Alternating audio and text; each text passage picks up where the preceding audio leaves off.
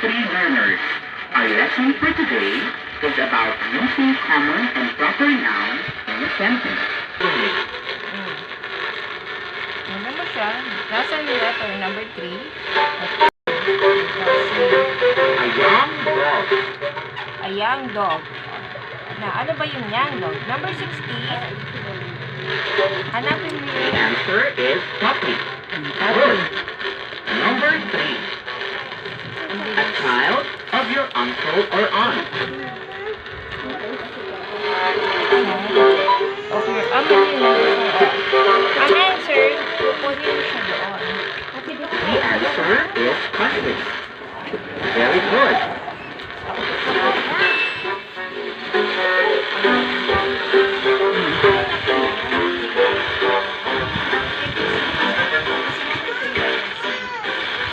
Let's have a warm-up. Ready for the next activity? Makakasama natin ngayon ang ating radio teacher na si Ma'am Eliza Recto na mula sa Lidong Elementary School. Isang masigabong palakpakan naman dyan.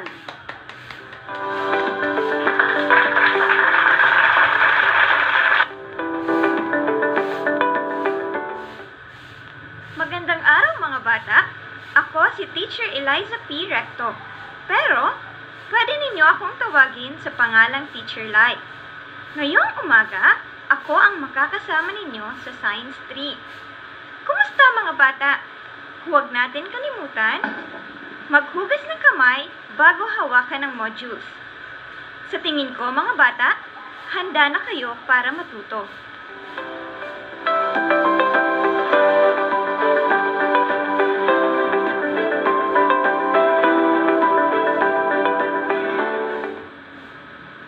Pag-aaralan natin ngayong umaga tungkol sa mga solid na bagay na nasa ating kapaligiran. Uulitin ko, ang pag-aaralan natin ngayong umaga tungkol sa mga solid na bagay na nasa ating kapaligiran.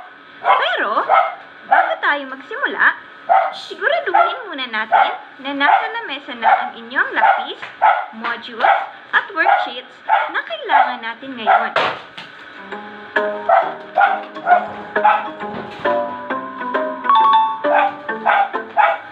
Handa na ba mga bata?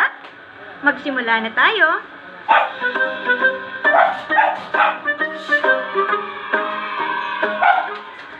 Magsisimula tayo sa worksheet number 1.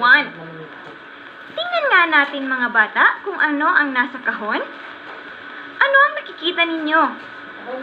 Iba't ibang larawan ng mga bagay. Magaling! Sabi sa panuto, bilugan natin ang mga solid na bagay na makikita sa kahon. Sabi ng iba, sapatos raw. Tama ba mga bata? sulit ba yan? Tama. Yan ay pares ng sapatos. Ang sapatos mga bata, nagbabago ba ang hugis nito kapag nilipat ng lugar o lalagyan? Opo o hindi po? Hindi po. Yan ay may definite na forma. Ibig sabihin mga bata, hindi yan nagbabago ng hugis. Bilugan na ang inyong sagot. Sige nga.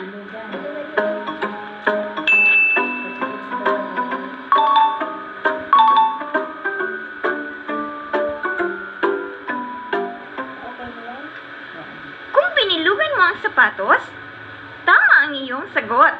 Sino ang nakakuha ng tamang sagot? Alin pa dyan yung mga solid? Palakpakan nga ang ating sarili mga bata.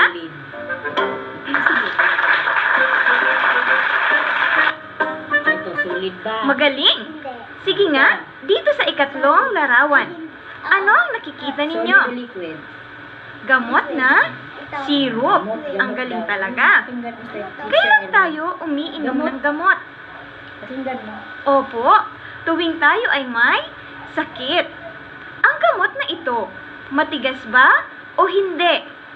Tingnan ng mabuti ang nasa larawan mga bata.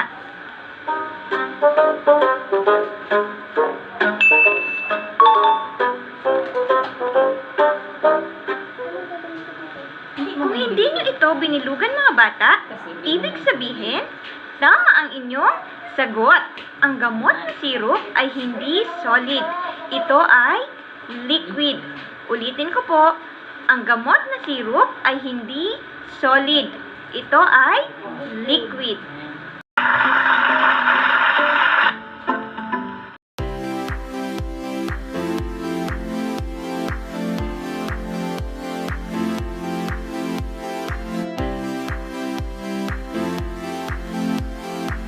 Bagay para malinisan ang iyong katawan o sarili.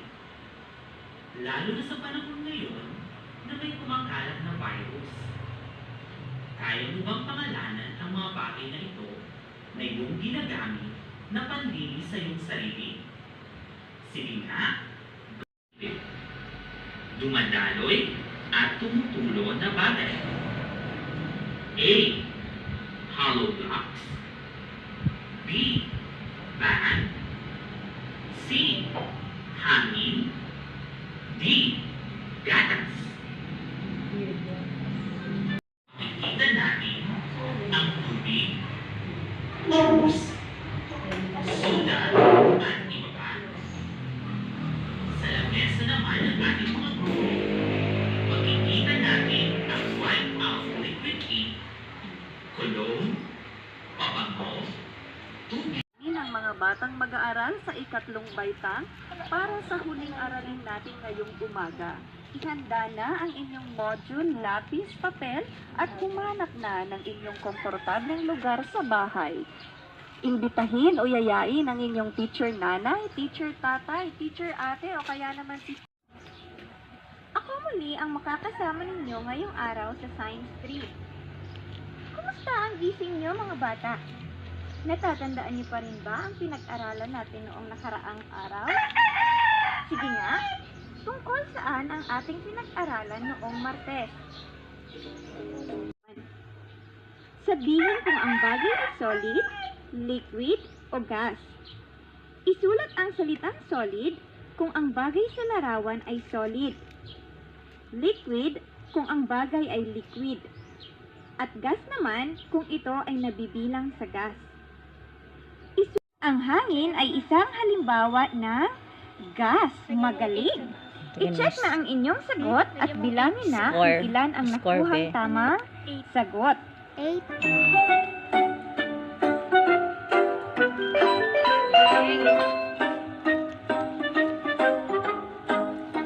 Abi, ano yung pinag-aralan ni Teacher Eli? Science. Tungkol saan yung pinag-aralan? Solid. Solid? Solid? Liquid. Tapos, natuto ka ba? Kahit ba sa radyo, natututo ka? Matututo ka ba kahit sa radyo lang nakikinig ka? Opo. Very good. Nakikinig lang ano? Opo. Okay. 30 minutes lang kasi yata. 30 minutes.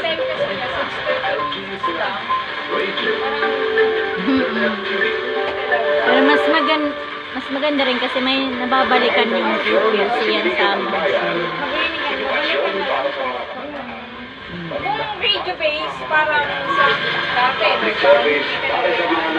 online naman, Mga announcement ng lokal na pamahalaan, at umitin na nagandang pakinggan.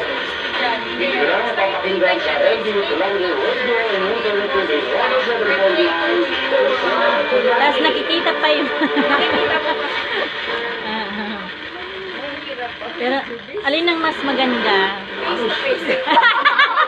Tapos yan, ang problema natin, yung perception. Hindi malinaw sa bata. Oo.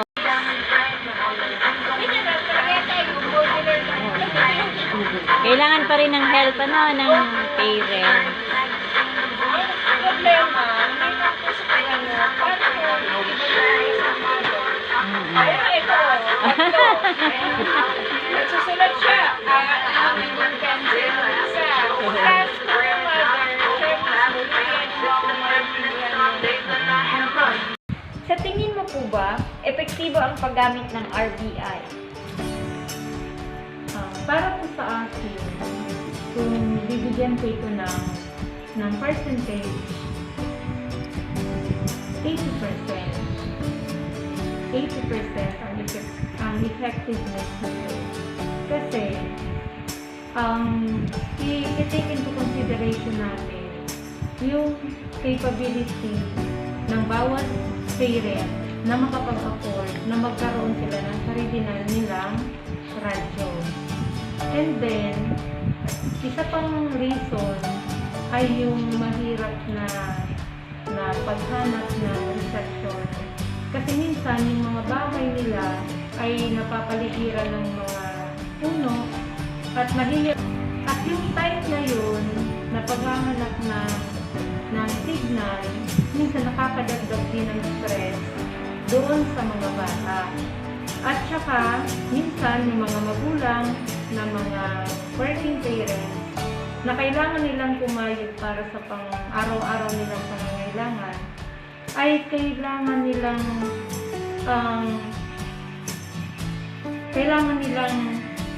itigil muna yung kanilang paghahanap buhay para lamang mabigyan ng oras yung pag-aaral ng kanilang mga anak. So, para sa akin, bilang isang guro, medyo pabor pa rin ako na magkaroon talaga kahit limited sa instruments lang. Thank you. Maraming salamat po, Ma'am Elma. Thank you, Tita Ella. Pero kahit ganun yung magiging opinion ng mga guro, handa pa rin tayo na sumunod sa mga nakakata. Maraming salamat po.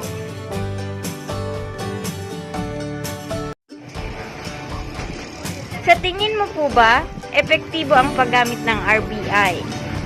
Sa klase ng pagtutulong ngayon, opo. Dahil sa observation ko po, may mga nakikita akong pamilya na talagang nag-uumpok-umpukan pa nga po sila sa pakikinig sa radyo at tinutulungan nila silang mga anak para maintindihan kung anong pinigyan sa radyo. Sa ngayon po, yun ang the best na, one of the best methods para matutunan ng mga bata. Okay po. Next question po tayo. Awan. Nahirapan ka po ba sa pagbibigay ng module sa mga magulang? Nainis. Hindi naman sa nahirapan, nainis lang ako kasi mayroong mga magulang na matitigas ang ulo dahil kung kailan yung rush na yung pinakahuling araw na saka pa lang sila kukuha ng mga modules. Isang ligtas at mapagpalang araw po sa lahat ng mga taga-Banwang Pulangi. Ako po si Ginoong Hil G. Riblora, punong guro ng Lidong Elementary School, Pulangi North District, Division of Albay. Ang aming paaralan po ay isa sa napiling magkaroon ng dry run ng Radio-Based Instruction o RBI. Isa sa mga pinagpipiliang modality na gagamitin ngayong panahon ng pandemya.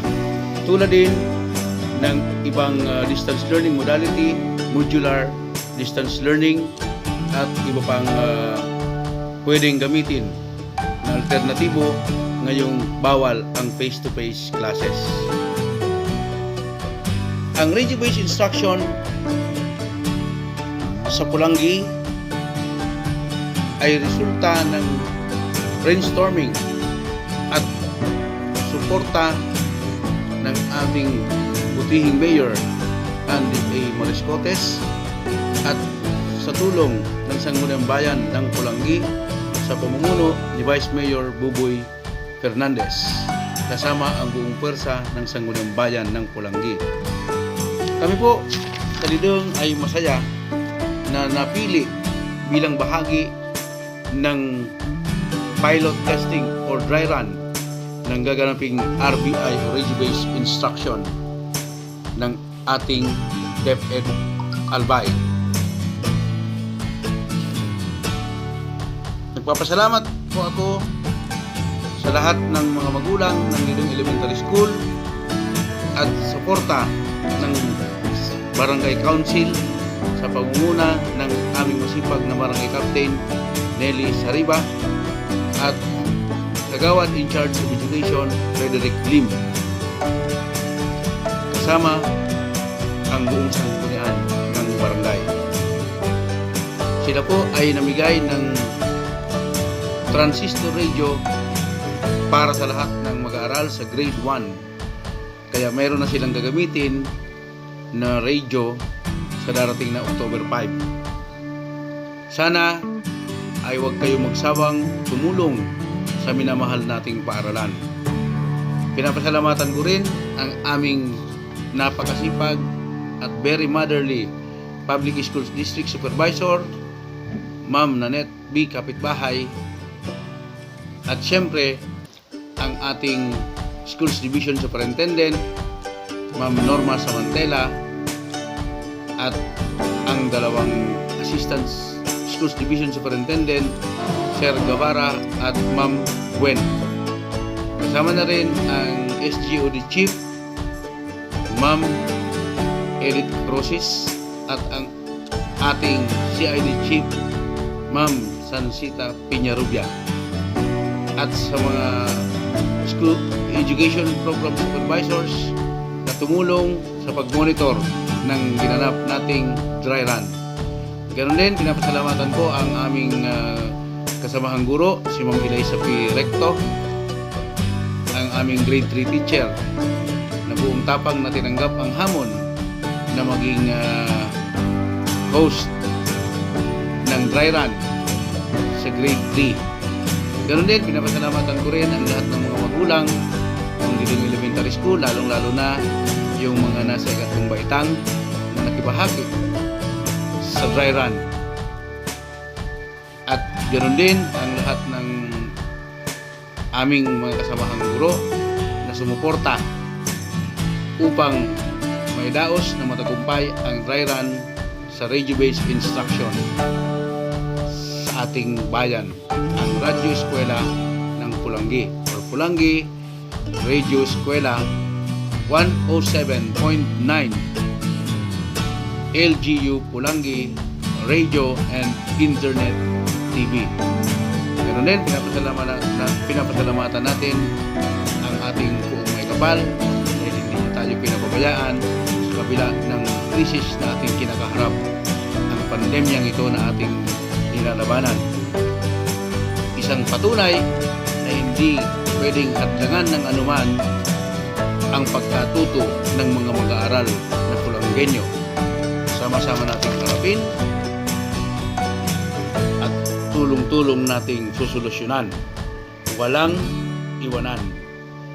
Kaya natin ito. Marami pong salamat.